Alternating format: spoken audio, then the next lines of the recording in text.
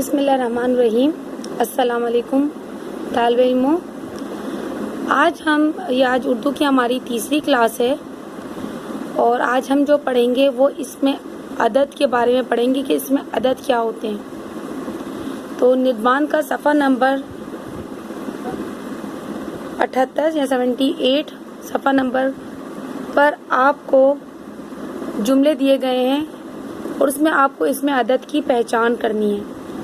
तो मैं आपको बताऊं कि इसमें अदद होते क्या हैं। इसमें अदद वो इसम होते हैं जो कि काउंटेबल हों, यानी कि काउंटिंग कर सकते हों, गिनती की जा सकती हो, वो इसमें अदद कहलाते हैं। यहाँ आपको मश्क में नंबर 1 दिया गया है जुमला कि एक आदमी खेल के मैदान में 2 घोड़े, 3 कबूतर और 4 अंडे साथ लाया था। अब इसमें आप देख रहे हैं कि इसमें अदद मौजूद हैं, यानी कि गिनती की जा सकती है। उन अल्फाजों को इस्तेमाल किया है, यानी कि गिनती, काउंटिंग। 2 ये इसमें अदद हैं, 3 यानी ये इसमें अदद है, 4 ये इसमें अदद है। तो इसमें अदद के कॉलम में आप इस जुमले में से इसमें अदद को चुनकर आगे इसमें अदद के खाने में लिख दीजिए। नंबर 2, एक ग्रुप के 3 लड़के, 4 लड़कियां और 7 बच्चे पहुंच चुके थे। इसमें अदद क्या है इस जुमले के अंदर? 3, 4 और 7। क्लियर हो रहा है ना कि ये गिनती की जा सकती है। इन गिनती को हम समझ रहे हैं, तो ये इसमें अदद है। नंबर 3 जुमला, कल स्कूल में 490 बच्चे हाजिर थे। इसमें अदद क्या है? इसमें 490। नंबर 5, जमींदार ने 4-4 हजार की रकम किसानों में तकसीम की। इसमें अदद इसमें क्या है? 4-4 हजार। नंबर 5, उन्हें दुकान फरोख्त करने पर 7 लाख रुपए मिले। ठीक है, इसमें अदद इसमें क्या है? 7 लाख। नंबर 6, वो मेरे एक सवाल पर 100 जवाब देता है। इसमें अदद क्या है? 1 और 100। नंबर 7, वो हर रोज 3-4 काम करती हैं। 3 और 4। ठीक है। नंबर 8, ओलंपिक्स में हर 4 साल बाद 200 से जायद मुमालिक शिरकत करते हैं। इसमें क्या इसमें अदद है? एक तो 4 है और दूसरा इसमें अदद 200। इसी तरीके से नीचे वाली मश्क देखिएगा, सिफ्त अददी। अब यहाँ पर सिफ्त अददी एक किस्म का गैर मुअय्यन अल्फाज है, यानी कि जो मुकर्रर ना हो, जिसका तायुन ना किया गया हो, यानी कि अनकाउंटेबल, यानी काउंटिंग नहीं हो, बस जिक्र हो रहा हो कुछ अल्फाजों का, गिनती का, लेकिन मालूम ना हो। ये अल्फाज तनकीर कहलाते हैं। जैसे चंद, यानी कि कुछ, चंद जुमला जैसे हम बनाएंगे इसका कि चंद दिन की खुशियों के लिए हमें किसी से झूठ नहीं बोलना चाहिए। चंद दिन बाद स्कूल खुल जाएंगे। चंद यानी कि कुछ दिन का नहीं, कुछ काउंटिंग, गिनती नहीं पता, अदद नहीं पता, लेकिन ये बात अल्फाज तनकीर, यानी कि इनको काउंटिंग नहीं पता, मालूम नहीं है। नंबर 2, कई दिनों से मैं स्कूल नहीं गई, कई दिनों से मैं अपनी नानी के घर पर हूँ। नंबर 3, ज़्यादा, मेरे पास बहुत ज़्यादा कहानियों की किताबें हैं। बेशुमार, अल्लाह ताला ने हमें बेशुमार नेमतें अता की हैं। नंबर 5, ला तादाद, आसमान पर ला तादाद सितारे मौजूद हैं।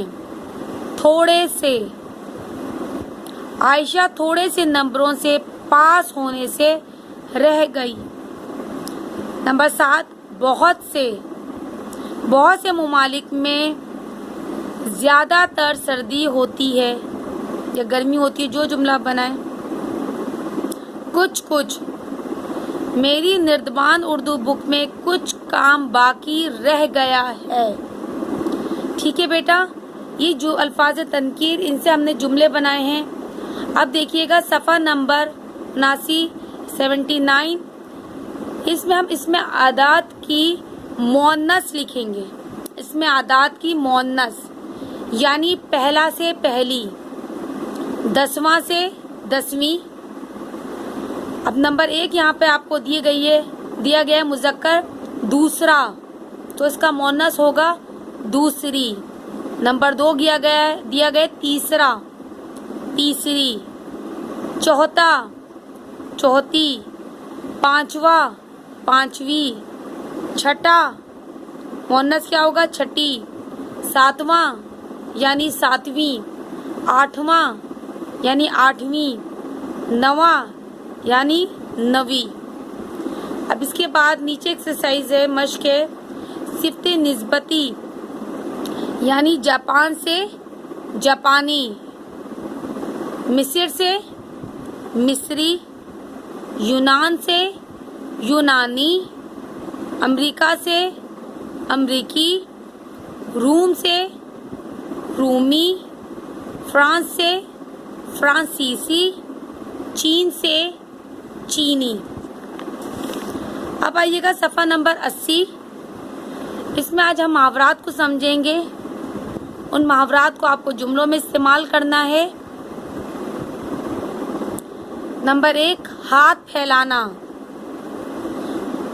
ہم اپنی مدد کے لیے ہمیشہ اللہ کے آگے ہاتھ پھیلاتے ہیں، یا ہمیں ہمیشہ اپنی مدد کے لیے اللہ کے آگے ہاتھ پھیلانے چاہیے، یعنی مانگنا، ہاتھ پھیلانا۔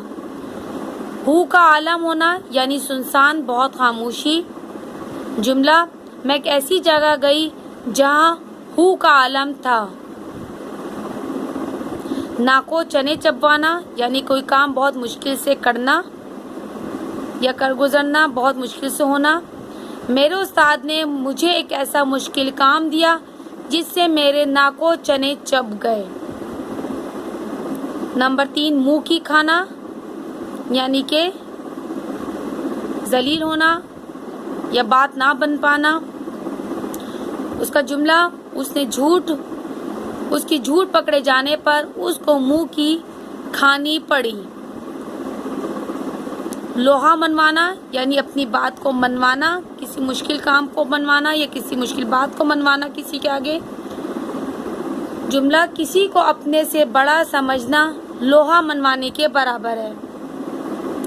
لکیر کا فقیر ہونا یعنی جس طرح کرتے آئے ویسے ہی کرنا، چاہے وہ غلط ہو یا صحیح ہو، اسی کو آگے کرنا، اپنی سمجھ سے نہ کرنا۔